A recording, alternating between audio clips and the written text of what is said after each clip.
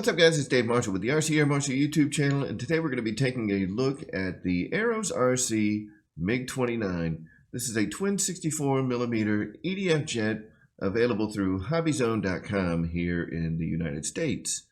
Before we get started, be sure to subscribe and turn your notifications on so you're always made aware when we have new videos on the channel. Now let's go to the field and do the flight of the MiG-29. Alright guys, so today we're here at the field with the Arrows RC MiG-29. We are running a Spectrum Smart 4000. This is a 50C 4000 pack, and I've got the battery, we'll go ahead and give it a little shove there. I've got the battery pushed as far back against, there's a little ledge right there that the receiver is sitting on top of, and I've got the battery pushed as far back against that ledge as I can get it. We have done what Pilot Ryan suggested in his video. We have added a 1/4 inch spacer between the spring and the strut here in the front landing gear, so we've got a little more, it limits the travel of the strut. And it also adds a little bit of preloading to that spring, so it increases the tension, which keeps the nose from nosing in on takeoff. And also, if you look in the tailpipes, we've got the light burner afterburner, so be looking for those. They are certainly visible during the daytime. Be looking for those during the flight.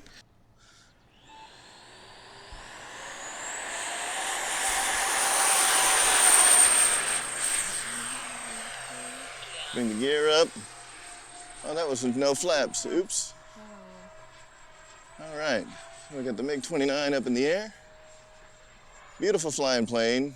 Now, I do have an AR-636 in here, but I've actually got the gyro turned off right now because the wind is not too bad, and this plane really doesn't need it.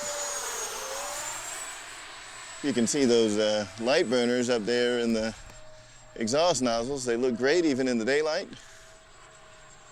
Let's do a little bit of aileron roll. And this thing just flies nice and smooth.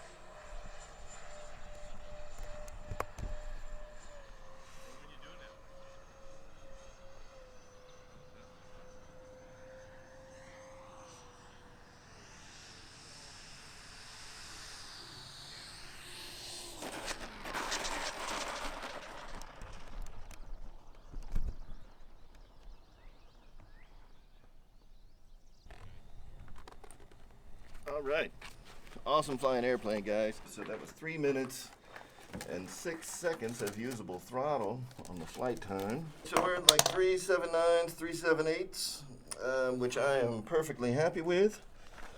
And that gives us enough time for a 3-minute flight, and if you need to make an emergency go around, I mean, you can still squeeze another 30 seconds or so out of that.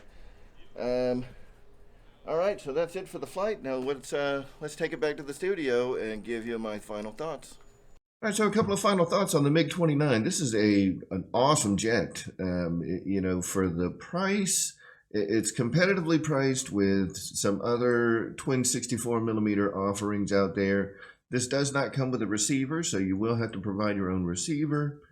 But the sound of the MiG-29, in my opinion, is pretty awesome. It has that synchronization of the two EDF units. They kind of harmonize with each other, and I think it sounds great. As I mentioned during the flight, I do have a Spectrum AR636 AS3X enabled receiver in the airplane.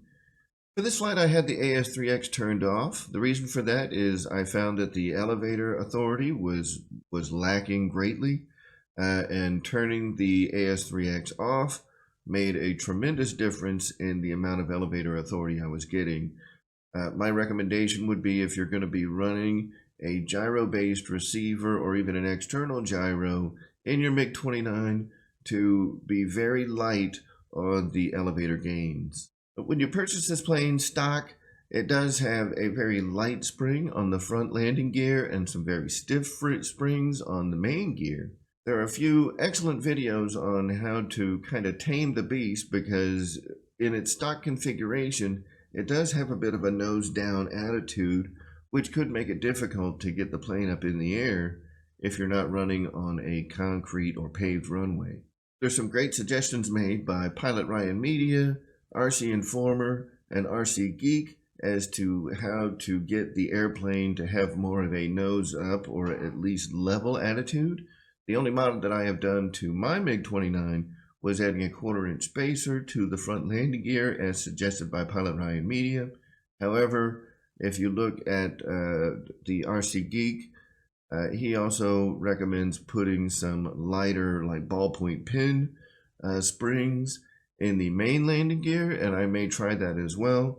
And RC Informer has some more in-depth modifications to the landing gear that actually adjust the length of the struts themselves. So if you're having issues getting your MiG-29 airborne or trying to correct that nose down attitude, go check out Pilot Ryan Media, RC Informer, and RC Geek, and they've got some great tutorials on how to correct that. Now, with just the 1/4-inch spacer mod on the front landing gear, I'm able to take off no problem from my field.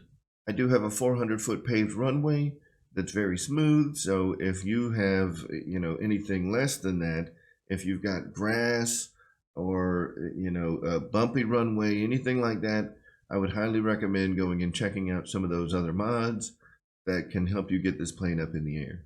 The MiG-29, in my opinion, has plenty of power and plenty of speed. It's got great roll rate. It does aerobatics just fine. If you're into scale military jets, I think that you're going to be very pleased with the performance of the MiG-29. Now, the battery that I'm running is the 6S 4000 mAh 50C Smart Pack from Spectrum. My understanding is that using a lighter pack like a 3200 mAh battery will yield better performance. Personally, I had great results with the 4000 mAh pack, but I will be getting some 3200s to try out. If you're interested in picking up an Arrows RC MiG-29, visit our friends at Hobby Zone. We're going to have links in the description that'll take you right to them. If you have any questions, leave them in the comments down below, and I will answer them as soon as I can. Be sure to like, share, subscribe, and turn on your notifications so you're always aware when new videos come out on the RC Air Marshal YouTube channel. Thank you guys for watching, and we'll see you in the next one.